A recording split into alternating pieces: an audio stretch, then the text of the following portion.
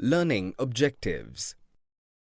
After completing this module, learners will be able to explain new forms of imperial art, recall the history of painting, distinguish between Indian art and Western art, discuss the development of Indian art, explain the art of Raja Ravi Varma, enlist the different visions of national art. New forms of imperial art. New art forms, styles, materials, and techniques were introduced during colonial rule, which were adapted by Indian artists for local patrons and markets in both elite and popular circles. The changes were seen primarily on paintings and printmaking. In 18th century, a stream of European artists came to India accompanied by the British traders and rulers. The main feature of the European painting was realism. Oil painting was also introduced in India by the European artists. It enabled artists to produce images that looked real. Paintings were based on varied subjects. However, the European artists' common intention was to emphasize the superiority of Britain, its culture, its people, and its power. Looking for the picturesque. Picturesque landscape painting that depicted India as quaint land to be explored by travelling British artists was one of the popular imperial traditions.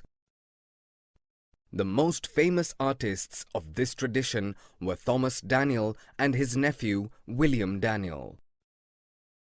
In some of the images, they showed the British rule bringing modern civilization to India.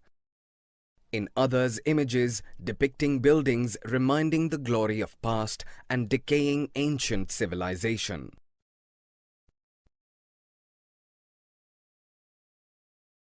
Portraits of authority.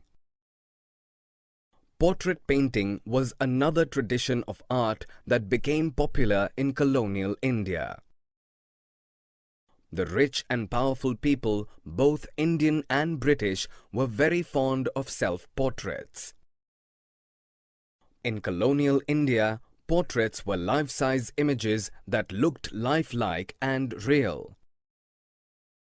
The art of making portraits is known as portraiture, that served as an ideal means of displaying the luxurious lifestyles, wealth, and status generated by British in India. European artists like Johann Zoffany visited India in search of profitable commissions. He was born in Germany. He lived in England and came to India and stayed for 5 years.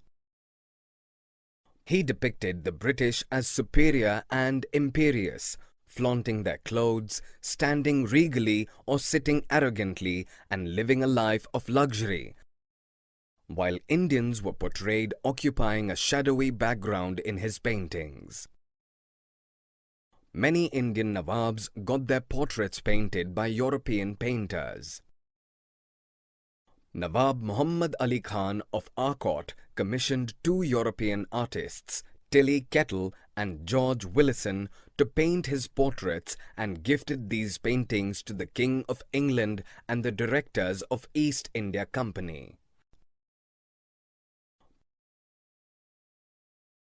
Painting history. History painting was a third category of imperial art. These paintings dramatized and recreated various episodes of British imperial history and enjoyed prestige and became very popular in the late 18th and early 19th century. British and their victories in India served as rich material for history painters in Britain. They painted the various wars in which the colonial rule had defeated the Indians, and British were celebrating their power, their victories, and their supremacy. The first painting of history was produced by Francis Hayman in 1762. When the British defeated the Indian army of Nawab Sirajuddaulah in the Battle of Plassey and made Mir Jafar the Nawab of Murshidabad. The painting shows Mir Jafar welcoming Lord Clive. Robert Kerr Potter painted the defeat of Tipu Sultan of Mysore in 1799 at the famous Battle of Seringapatam. It is a painting full of action and energy. The painting dramatizes the event and glorified the British triumph. Imperial history paintings were created as a public memory of imperial triumph to show that the British were invincible and powerful.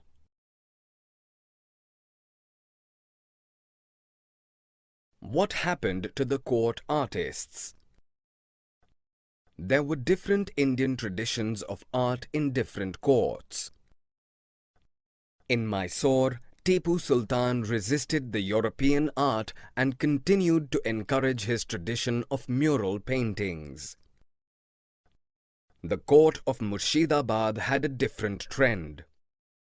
The British had successfully installed Nawabs on the throne. First Mir Jafar, followed by Mir Qasim after he defeated Sirajuddaulah. The Nawabs encouraged local miniature artists to absorb the tastes and artists' style of British. The local artists of Murshidabad began to adopt the elements of European realism. They used perspective, that is, style of painting which creates a sense of distance between objects that are near and those at a distance. They used various shades to make the figures realistic. The local courts lost their wealth and power. They could not support and pay the painters because of the establishment of British power in local courts. Local painters produced a huge number of images of local plants and animals, historical buildings and monuments, festivals, etc. And these pictures were collected by the East India Company officials and were known as company paintings. The new popular Indian art. A new world of popular art developed in 19th century in many of the cities in India. Scroll painting was developed by local villagers called potters or potters. Kalighat, a temple in Bengal, was expanding as a commercial and administrative center. Mythological themes were the main art forms for the scroll painters, producing images of gods and goddesses. Kalighat painters began to use shading to give them a rounded form to make images look like three-dimensional, but were not realistic and lifelike. Early Kalighat paintings used a bold, deliberately non-realistic style for depicting large and powerful figures with minimum number of lines, detail and colors. The Kalighat pictures were printed in large numbers and sold in the market. In late 19th century, mechanical printing presses were set up in different parts of India, which helped in producing larger number of printings. Calcutta Art Studio was set up in late 19th century in Calcutta and produced lifelike images of eminent Bengali personalities as well as mythological pictures. In the early 20th century, with the spread of nationalism, the studio produced popular prints with elements of nationalism. Some of them have Bharat Mata appearing as a goddess carrying the national flag or nationalist heroes sacrificing their head to Bharat Mata.